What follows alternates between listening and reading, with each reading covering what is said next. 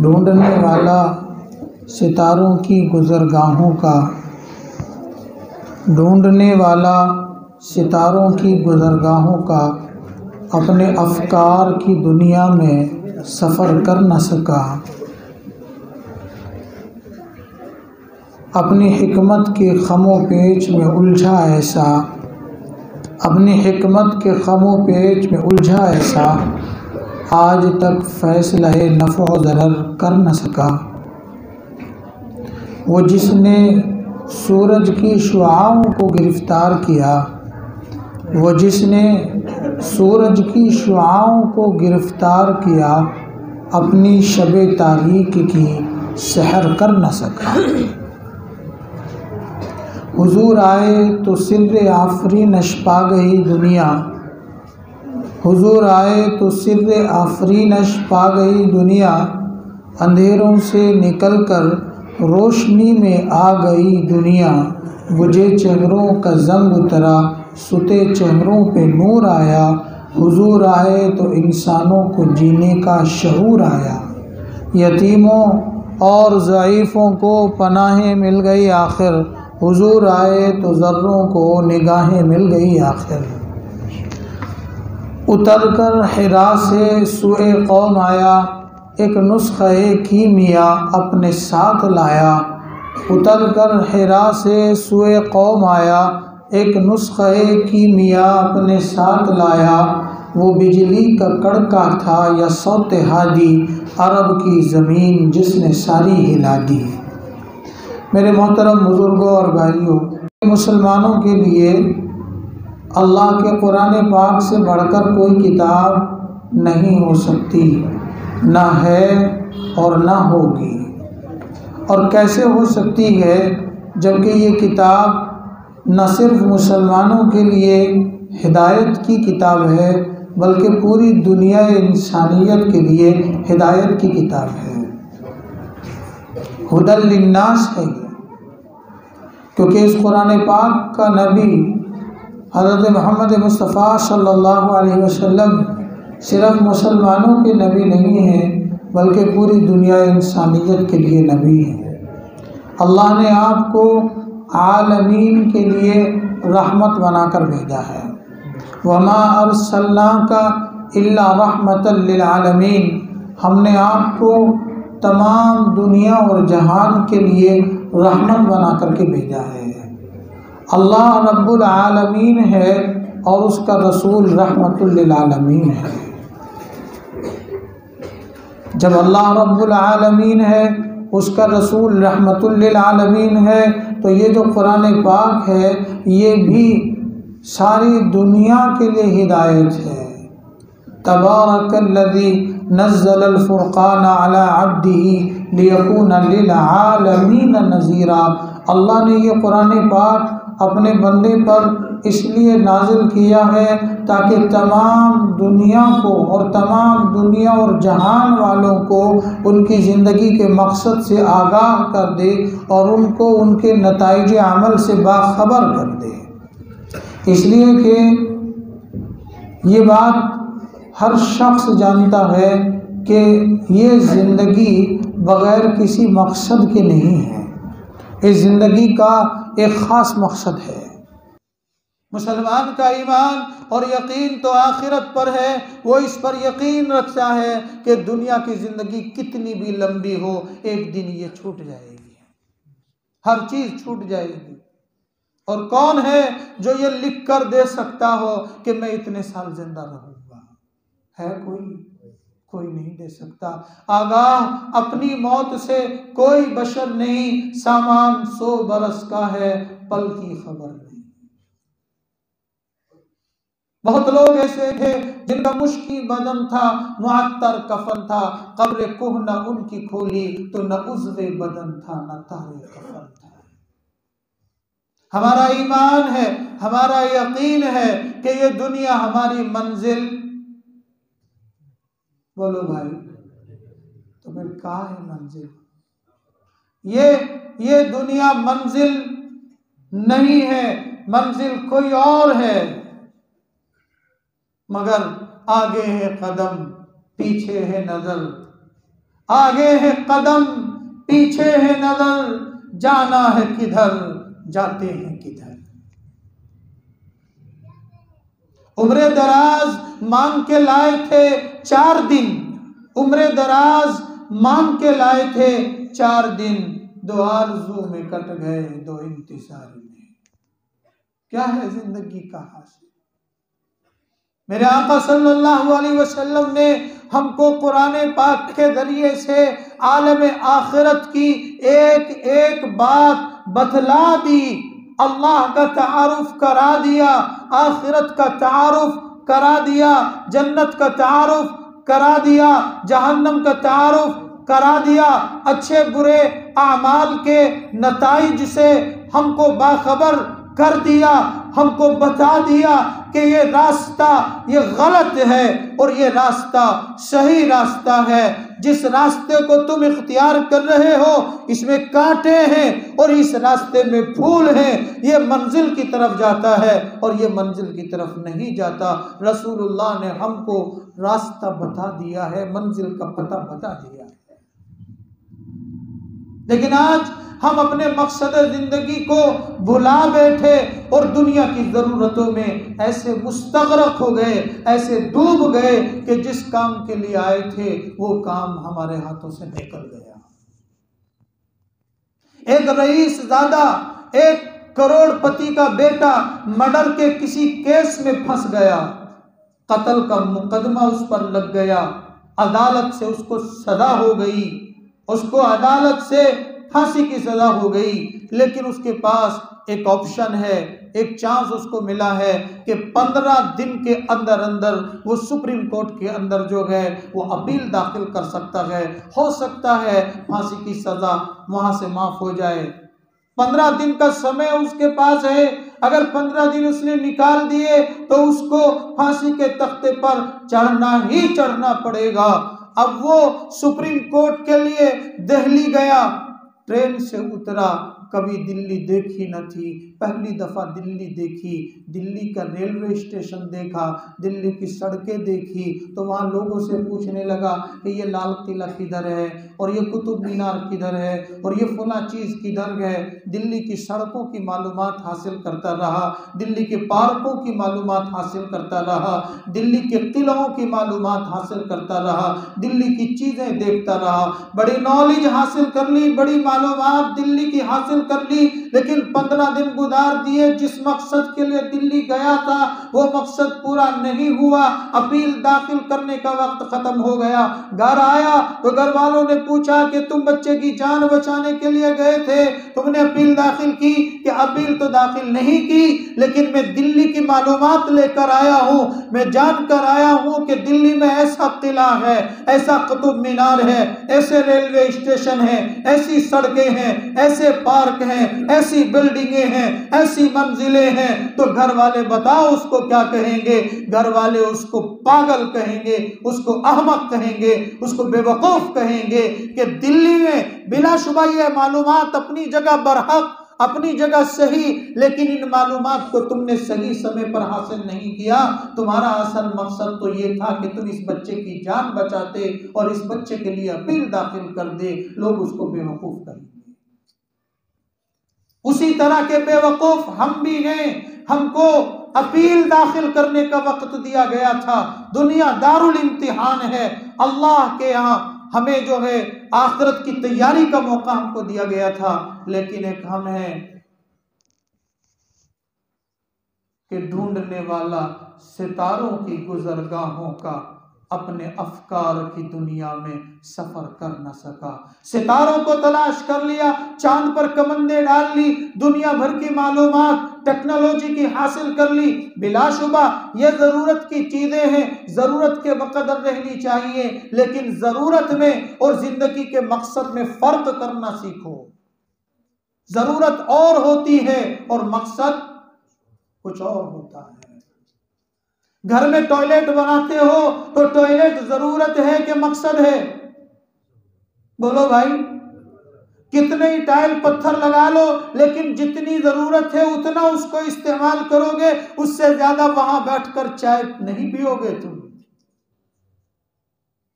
चाहे उसको air conditioner बना लेना, लेकिन वहां बैठकर तुम नाश्ता नहीं करोगे। क्यों? वहां तो एक खास जरूरत के लिए आए थे, वो जरूरत पूरी हो गई तो बाहर निकलो। खाना मकसद है या जरूरत है? बोलो भाई। मकान बनाना मकसद जिंदगी है या जरूरत है? जरूरत है। तिजारत जरूरत है, मुलाजमत जरूरत है, तो फिर मकसद क्या है? इस सवाल का जवाब तलाश करने की जरूरत है। और खाली मुसलमान नहीं बल्कि इस दुनिया का हर इंसान इस सवाल का जवाब तलाश करे कि तेरा मकसद जिंदगी क्या है। हर दुनिया का हर इंसान इस सवाल का जवाब तलाश करे।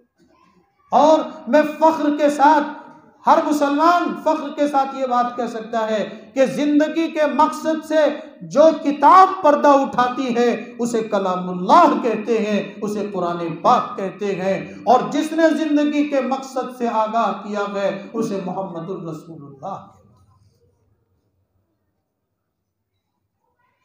हमारे पास जिंदगी का मकसद है, हम बेमकसद पैदा नहीं किए गए हैं। लेकिन बात यह है कि सारी दुनिया की चीजें हासिल कर रहे हैं, लेकिन जिंदगी के मकसद की तरफ तवज्जो नहीं है। ढूंढने वाला सितारों की गुजरगाहों का अपने अफकार की दुनिया में सफर कर न सका, अपनी हिकमत के खमो पेच में उलझा ऐसा, आज तक फैसले नफ़ो ज़रर कर न सका। वो जिसने सूरज की शुआओं को गिरफ्तार किया, अपनी शबे तारीख की सहर कर न सका। ये अल्लामा इकबाल है, ये अल्लामा इकबाल है। मेरे भाइयों, जिंदगी के मकसद से जो चीज पर्दा उठाती है उसे अल्लाह का कुरान कहते हैं, नबी का फरमान कहते हैं। वो हमें हमारा मकसद जिंदगी बताती है, हमारी जिंदगी का दस्तूर है। वो दुनिया हमारी जरूरत है और इन जरूरियात को भी हासिल करना है। हमें मकान भी बनाना है, हमें दुकान भी चलानी है, हमें तिजारत भी करनी है, हमें मुलाजमत भी करनी है, हमें शादियां भी करनी है, हमें बाल बच्चों की परवरिश भी करनी है, बाल बच्चों की तालीम भी करनी है। लेकिन किस तरह तिजारत किस तरह करेंगे? पैसा इन्वेस्ट करना है कहीं, उसका जायज तरीका क्या है, उसका नाजायज तरीका क्या है? हमें शादी करनी है, किन औरतों से हमारा निकाह हो सकता है और किन औरतों से नहीं हो सकता? बताओ, खुदा का कुरान इसकी तफसील बयान करता है कि नहीं करता? वो औरतें जिनके साथ निकाह हराम है, जिनको मुहर्रमात कहते हैं, कुरान उनको भी बयान करता है। हुर्रिमत अलैकुम उम्महातुकुम व बनातुकुम व अखवातुकुम व अम्मातुकुम व खालातुकुम व बनातुल अख व बनातुल उख व उम्महातुकुम अल्लाती अर्दअनकुम व अखवातुकुम मिनन निसा व रबाइबुकुम अल्लाती फी हुजूरिकुम मिन निसाइकुम अल्लाती दखलतुम बि। पूरा चैप्टर कुरान का इस बारे में नाजिल हुआ है कि कौन सी औरतें हैं जिनके साथ तुम शादी ब्याह कर सकते हो और कौन सी औरतें हैं जिनको तुम शादी ब्याह नहीं कर सकते उनके साथ। माँ और बहन का फर्क करना सिखाया, मामलात का तरीका सिखाया। या अय्युहल्लज़ीना आमनू इज़ा तदायनतुम बिदैनिन इला अजलिन मुसम्मन फक्तुबूहु वलियक्तुब बैनकुम कातिबुन बिल अदल। अगर तुम पैसों का लेन देन करो, उसको लिख लो, उस पर गवाह बना लो। तो हमें मामलात सिखाए, तिजारत सिखाई, ज़राअत सिखाई, मुलाजमत सिखाई, मकान दुकान बनाना सिखाया, औलाद की तालीम और तरबियत सिखाई। इस्लाम अपने आप में एक मुकम्मल मजहब है, एक कंप्लीट मजहब है। लेकिन बदकिस्मती से हमने अपने मुआमलात से इस्लाम की तालीमात को निकाल दिया। तिजारत से इस्लामी तालीमात को निकाल दिया, घरेलू जिंदगी से इस्लामी तालीमात को निकाल दिया, अखलाकियात से इस्लामी तालीमात को निकाल दिया, अकायद से इस्लामी तालीमात को निकाल दिया। ले देकर हमारे पास बस अगर कुछ इस्लामी तालीमात गए तो नमाज की है, रोजे की गए, हज की गए, बस ये ले देकर इबादत की तालीम इस्लाम की हमारे दरमियान है, बाकी हमने अपनी जिंदगी से निकाल दी। हमने सिर्फ मस्जिदों तक इस्लाम को महदूद समझ लिया, नमाजों तक इस्लाम को महदूद समझ लिया, हज और ज़कात तक इस्लाम को महदूद समझ लिया। मुआमलात में इस्लाम नहीं, तिजारत में इस्लाम नहीं, मुआशरत में इस्लाम नहीं। क्या इस्लाम हमें हया की तालीम नहीं देता? मर्दों और औरतों को नहीं कहता कि अपनी शर्मगाहों की हिफाजत करो, अपनी नजरों की हिफाजत करो? क्या मर्दों को मुखातब करके नहीं कहा कुल लिल मुमिनीना यगुद्दू मिन अब्सारिहिम व यहफज़ू फुरूजहुम ज़ालिका अज़का लहुम इन्नल्लाहा खबीरुम बिमा यस्नऊन? ईमान वाले मर्दों से कहो अपनी नजरों की हिफाजत करें, नजरों को गंदा ना करें, इसलिए कि नजरें जब बिगड़ती हैं तो दिल बिगड़ जाता है। नजरें जब खता करती हैं तो दिल दिमाग खता कर जाता है। नजरें जब लड़ जाती हैं तो दिल की दुनिया ज़ेरो ज़बर हो जाती है, क्योंकि ये नजरें दिल तक पानी पहुंचाने की पाइपलाइन है। अगर इनके जरिए से गंदा पानी पहुंचाओगे, गंदे नजारे देखोगे, गंदी चीजें देखोगे तो दिल गदला जाएगा, दिल बिगड़ जाएगा, और जब दिल बिगड़ जाता है तो इंसान की सारी हरकतें बिगड़ जाती हैं। बिलाशुबा ये मोबाइल हमारी जरूरत है और बड़े काम की चीज है, लेकिन इस मोबाइल से आज कोई हाथ अछूता ना रहा, कोई घर महफूज ना रहा, न बेटा महफूज, न बेटी महफूज, 6 साल का बच्चा भी महफूज नहीं, 4 साल का बच्चा भी महफूज नहीं, और 50 साल और 55 साल का आदमी भी महफूज नहीं है इस मोबाइल से। लेकिन ये मोबाइल अपने साथ टेक्नोलॉजी के इनकलाब के साथ, मालूमात के इनकलाब के साथ उरियानियत को भी लेकर आया, फहाशी को भी लेकर आया, बेहयाई को भी लेकर आया, बेगैरती को भी लेकर आया। आज जो जितना लोगों से दूर रहकर मोबाइल में मसरूफ है तो उसकी तन्हाइयों के मुतालिक खतरा है कि उसकी तन्हाइयां पाक नहीं है, और जब हमारी तन्हाइयां पाक न रहेंगी, नजरें पाक न रहेंगी, तो इबादत की तरफ कौन आएगा? इबादत की हलावत खत्म हो जाएगी। कल्ला बल राना अला कुलूबिहिम, इनके दिल स्याह हो चुके हैं, गुनाहों के नुक्ते लग लग कर ऐसे काले पड़ चुके गए कि अब इनका नमाज में जी नहीं लगता, अब इनका तिलावत में जी नहीं लगता, अब इनका जिक्र अज़कार में जी नहीं लगता। घेर घार कर इन्हें मस्जिद में लाया जाता है, वरना इनका इबादतों में जी नहीं लगता। हमने कुरान की तालीमात को छोड़ दिया, इसलिए हम जलील हैं। अल्लामा इकबाल ने रोना रोया था कि वो जो मुअज़्ज़ज़ थे ज़माने में मुसलमान होकर, वो जो मुअज़्ज़ज़ थे ज़माने में मुसलमान होकर, हम ज़लीलो ख़ार हुए तारीक़ कुरान होकर। आज भी अगर आपको और मुझे इज्जत मिलेगी तो कुरान से मिलेगी, कुरान पर अमल करने से मिलेगी, कुरान का पैगाम फैलाने से मिलेगी। आज हिंदुस्तान के बरादरान वतन को शिकायत होनी चाहिए आपसे कि आपने कुरान का पैगाम उनको क्यों नहीं पहुंचाया, आपने इस दुनिया के बनाने वाले खालिक का तारुफ उनसे क्यों नहीं कराया, अल्लाह की उलूहियत का तारुफ क्यों नहीं कराया, अल्लाह की रबूबियत का तारुफ क्यों नहीं कराया, मोहम्मदुर रसूलुल्लाह की नबूवत और रिसालत का तारुफ क्यों नहीं कराया। आपने क्यों नहीं बताया कि इस्लाम की खूबसूरत तालीमात ये गए, इस्लाम वो नहीं जो मेरे आमाल में नजर आता है। मेरी हरकतों में जो नजर आता है वो असल इस्लाम नहीं है। असल इस्लाम तो मोहम्मद रसूलुल्लाह के पेश की हुई तालीमात में है और कुरान पाक में है। हम मुजरिम हैं, हम कुरान के मुजरिम हैं, हम मोहम्मद रसूलुल्लाह के मुजरिम हैं।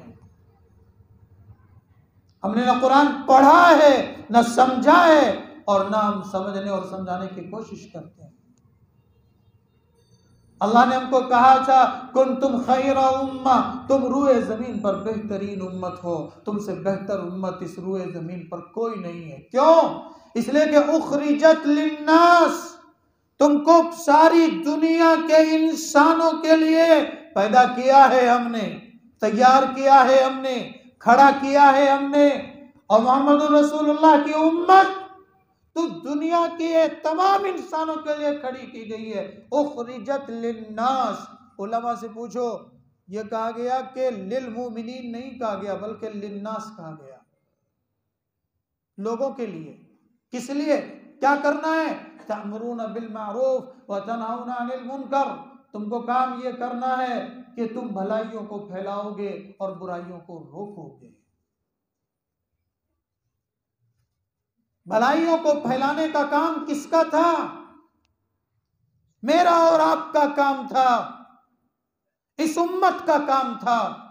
लोगों को भलाई बताने का काम इस उम्मत का काम था। लेकिन आज मुसलमानों की गलियों में निकल जाओ, इनको चौकों और चौराहों में मिल जाओ, जबान जबान पर गालियां मिलेगी, बेहयाई के कलिमात निकलेंगे।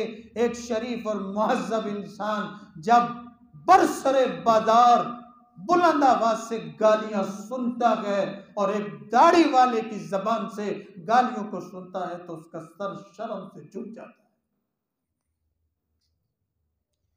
चाहे कि दुकानों में बैठकर वक्त गुजार लेंगे, चौकों और चौराहों में बैठकर वक्त गुजार लेंगे, लेकिन मस्जिद के इमाम साहब से कोई राब्ता नहीं रखेंगे, मस्जिद के माहौल में वापस नहीं आएंगे। बेवजह नहीं है चमन की तबाहियां, बेवजह नहीं है चमन की तबाहियां, कुछ बाग़बां हैं बरको शरर से मिले हुए। कसूर हमारा अपना है। वापस आओ इस्लाम की तरफ, वापस आओ कुरान की तरफ। अगर अपना खोया हुआ मकाम वापस लाना चाहते हो, अपनी अजमत रफ्ता को वापस लाना चाहते हो, तो उसका एक ही रास्ता है कि अपनी जिंदगी को खुदा की हुदूद के मुताबिक गुजारना है। सिर्फ नमाजों की तरफ नहीं, इबादत की तरफ भी आना है, लेकिन अपने मामलात को भी इस्लाम के मुताबिक करना है।